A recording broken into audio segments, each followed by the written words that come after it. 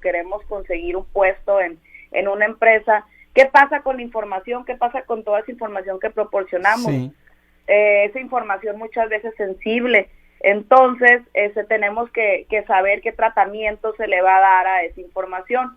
Y al respecto, trabajan de la mano aquí dos leyes, la Ley Federal del Trabajo con la Ley Federal de Protección de Datos Personales en posesión de particulares. Oye, qué buen tema y qué buen punto, porque pues tienen todos nuestros datos, esas empresas, desde nuestra domicilio, datos personales, familiares, nuestra cuenta de bancaria, celular, todo, Jimena. Así es, y como tú sabes, la información es dinero, Marcelo. Entonces, claro, incluso esta información se puede prestar para fines de lucro, y es precisamente lo que la Ley de Protección de Datos Personales intenta que no suceda. Mira, para empezar, los patrones, y la verdad es que la mayoría lo incumplen, deben de tener un aviso de privacidad para los candidatos, trabajadores sindicalizados y trabajadores de confianza de las empresas. Si tú vas a una tienda como cliente, vas a ver normalmente en todas partes el aviso de privacidad que hay para los clientes, pero no, en ninguna parte se ve el aviso de privacidad que debe de existir para los trabajadores. Entonces, primero que nada, pues aguas, patrones, deben de cumplir con tener este aviso de privacidad para candidatos y para trabajadores, y pues es importante que los trabajadores lo conozcan. ¿Qué es lo que tiene que venir en este aviso de privacidad y qué es lo que se resguarda? Como tú lo mencionaste ahorita, los datos personales, y hay otros datos que se llaman datos sensibles, que también son datos personales, pero que son todavía más, deben de tener un resguardo más sigiloso, una seguridad administrativa mayor en su tratamiento, como por ejemplo, hablando de los datos simples personales, tenemos pues los datos de identificación, los financieros, como tú señalas, las cuentas bancarias, los datos académicos, dónde estudió ese trabajador, las referencias laborales, dónde trabajó en el pasado, por qué motivo salió de esa empresa. Pero también están, como te digo, los datos sensibles, que son los que deben de tener un mayor tratamiento de seguridad administrativa, técnica y física también. ¿Qué significa? Que deben de estar resguardados en un lugar especial. Los datos de salud, por ejemplo.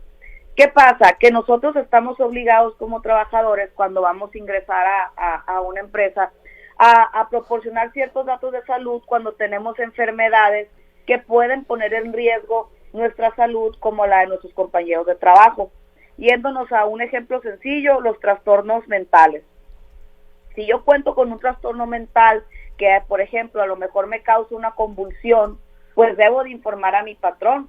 Obviamente no va a ser motivo para que me contraten o no me contraten, porque ya estaríamos hablando de una discriminación, pero va a ser motivo para tener un cuidado especial respecto a ese trabajador. A lo mejor es sensible a ciertos factores de luz, a lo mejor no puede estar demasiado tiempo de pie o en un área cerrada, etcétera, ¿no? Entonces, toda esa información que se proporcionó debe tener un tratamiento de mayor seguridad. También los datos ideológicos,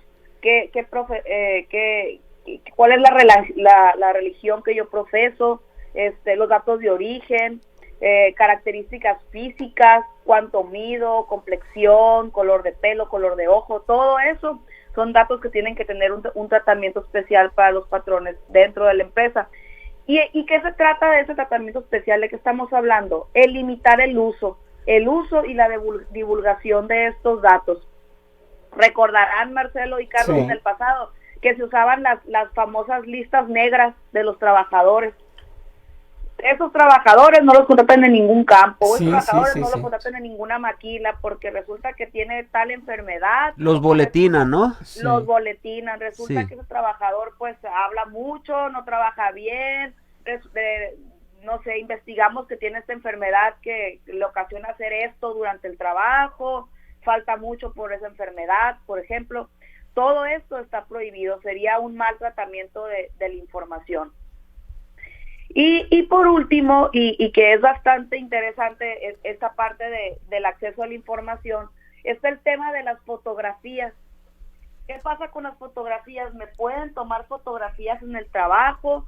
quién me las puede tomar, debo dar mi consentimiento, cómo debe ser ese consentimiento.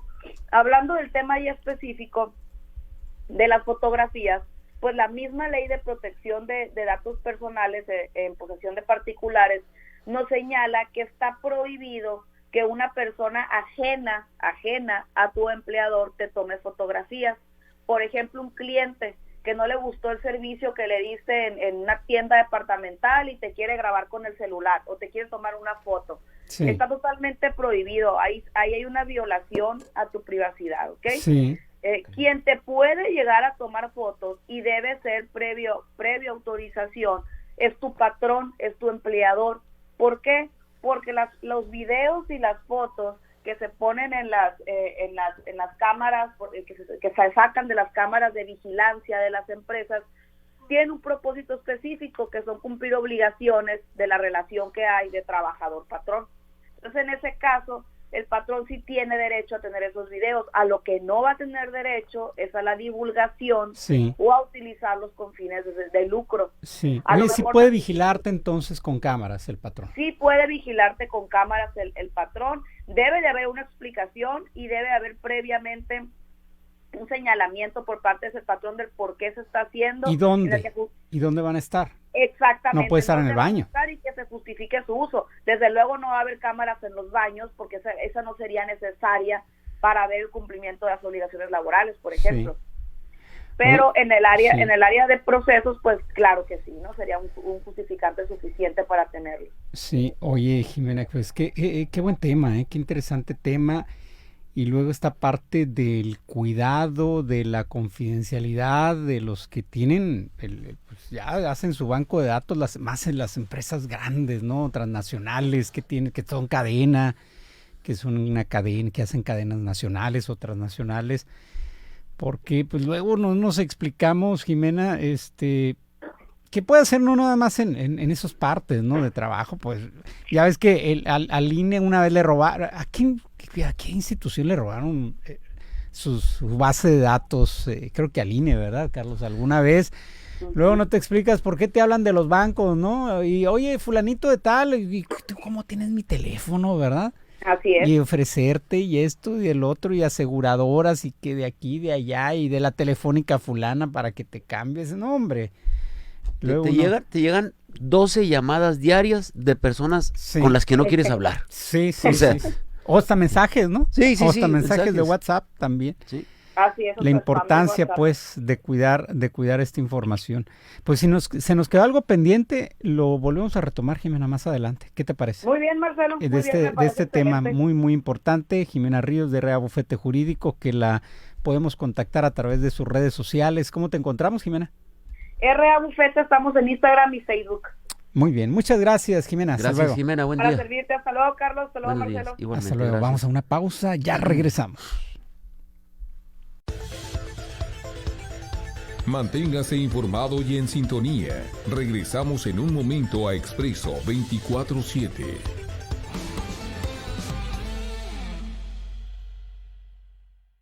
¿Cuánto cuesta estar realmente informado? Conoce todo el entorno político, social y económico de tu ciudad y el mundo, donde se incluye el arte, deportes, espectáculos y sociedad. Todo esto con el soporte de un grupo de profesionales de la información, quienes tienen un compromiso histórico con la verdad y con nuestra comunidad.